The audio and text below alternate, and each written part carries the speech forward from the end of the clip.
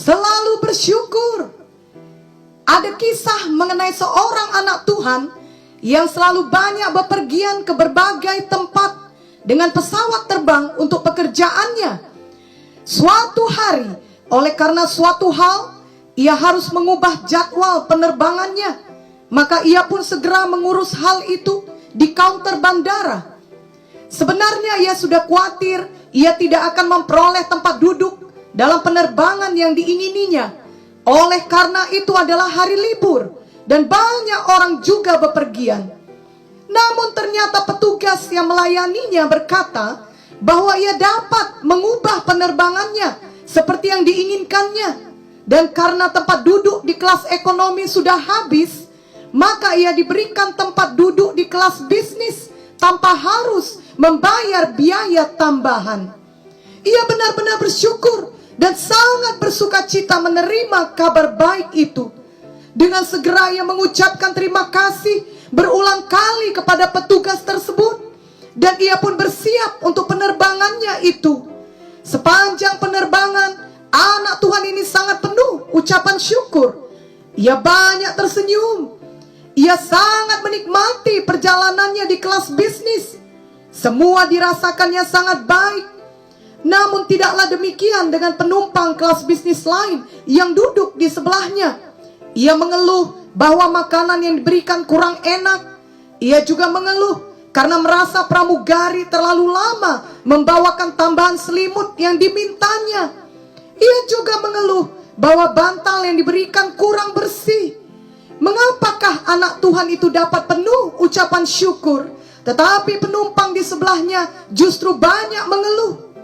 Sebab anak Tuhan tersebut mendapat tempat duduknya di kelas bisnis oleh karena favor atau kemurahan hati. Ia tidak selayaknya duduk di kelas bisnis karena ia hanya membayar untuk kelas ekonomi. Terlebih lagi ia mengubah jam penerbangannya. Namun ia diberikan keluasan hati sehingga ia dapat terbang dengan kelas bisnis. Sebaliknya penumpang di sebelahnya membayar penuh untuk dapat duduk di kelas bisnis. Jadi ia merasa berhak mendapatkan semua pelayanan di kelas bisnis. Lalu ketika penumpang itu merasa pelayanan yang diberikan tidak memenuhi ekspektasinya atau harapannya, maka ia banyak mengeluh. Demikian juga dengan hidup kita. Kita semua adalah manusia berdosa yang selayaknya dihukum oleh karena dosa-dosa kita di neraka yang kekal. Namun Tuhan Yesus mengambil tempat kita dan menjadi substitusi kita. Tuhan Yesus dihukum agar kita tidak dihukum lagi. Itu sebabnya Tuhan Yesus mati di kayu salib untuk menebus kita dari semua dosa kita. Bila kita benar-benar menyadari hal ini, maka kita akan selalu penuh ucapan syukur. Kita tahu bahwa kita selayaknya dihukum, tetapi karena pengorbanan Tuhan Yesus, kita menerima hidup yang kekal. Sangatlah disayangkan jika ada anak-anak Tuhan yang lupa akan hal ini. Dan yang mereka ingat hanyalah bahwa mereka berhak untuk semua berkat-berkat Tuhan. Dan ketika mereka tidak mendapatkan berkat yang mereka inginkan, maka mereka banyak mengeluh seperti penumpang di kelas bisnis tadi. Janganlah kita menjadi orang yang demikian. Marilah kita memilih menjadi orang yang selalu bersyukur dan berterima kasih kepada Tuhan. Mazmur 106 ayat 1 berkata, haleluya, bersyukurlah kepada Tuhan, sebab ia baik, bahwasanya untuk selama-lamanya kasih setianya. Dan Mazmur 105 ayat 1 berkata, bersyukurlah kepada Tuhan, serukanlah namanya, perkenalkanlah perbuatannya di antara bangsa-bangsa. Ada satu cerita mengenai kakek kami yang selalu kami panggil dengan sebutan Bolang. Ketika Bolang masih hidup, dia tinggal bersama kami. Dan sewaktu-waktu kami suka membelikan makanan untuknya. Suatu malam kami datang ke kamarnya dan memberikan kacang rebus kepadanya yang hanya seharga 5.000 rupiah. Sebenarnya saat itu Bolang sudah beristirahat dan sedang berbaring di tempat tidurnya. Namun ketika kami datang menemuinya, ia segera bangkit dari tempat tidurnya lalu memeluk kami. Kemudian Bolang berdoa dan bersyukur untuk kacang rebus tersebut. Namun doanya tidak hanya sekedar bersyukur untuk kacang rebus, ia banyak bersyukur untuk hal lainnya. Bolang berkata, "Tuhan Yesus, terima kasih. Kau berikan berkat besar kepadaku. Kau berikan semua generasiku melayanimu. Aku sangat bersyukur semua cucuku mengasihimu dengan segenap hati, dan mereka juga mengasihiku. Terima kasih kau berikan kepada kami semua waktu yang baik untuk menikmati saat indah seperti ini. Apa yang tidak kupikirkan kau berikan kepadaku, bahkan berlimpah-limpah." Dan ucapan syukurnya terus mengalir sampai kacang rebus tersebut sudah dingin. Barulah Bolang mengakhiri doanya. Lalu Bolang memakan kacang tersebut dengan lahap dan sukacita, seakan-akan yang kami berikan kepadanya adalah makanan luar biasa, yang mahal, yang unik. Padahal hanyalah kacang rebus dan hanya sedikit saja. Berkat yang sederhana menjadi berkat yang luar biasa, karena pada saat itu bukan hanya Bolang yang diberkati, tapi kami semua yang menerima doanya juga sangat diberkati. Kenapa Bolang berdoa begitu panjang untuk bersyukur kepada Tuhan hanya karena kacang saja?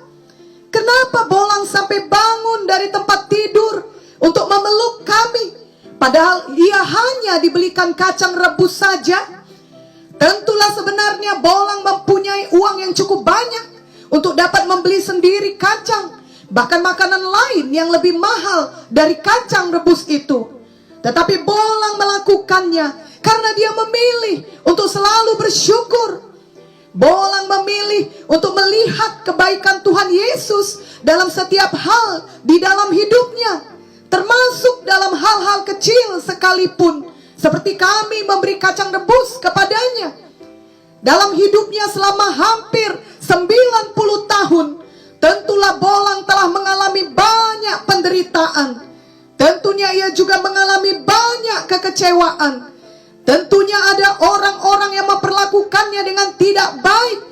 Namun Bolang memilih untuk melepaskan semua hal-hal yang tidak baik itu, dan sebaliknya mengingat kebaikan Tuhan. Sekarang Bolang sudah bersama Tuhan Yesus, namun kebiasaannya untuk selalu bersyukur kiranya dapat kita teladani tiap-tiap hari. Dari hal yang sangat sederhana seperti sedikit kacang rebus, Bolang dapat melihat berkat yang besar. Dari satu hal tersebut menjadi berganda kepada banyak hal baik lainnya. Di masa pandemi COVID-19 ini, tentulah ada banyak alasan untuk mengeluh. Namun marilah kita memilih untuk mengingat kasih Tuhan Yesus dalam hidup kita.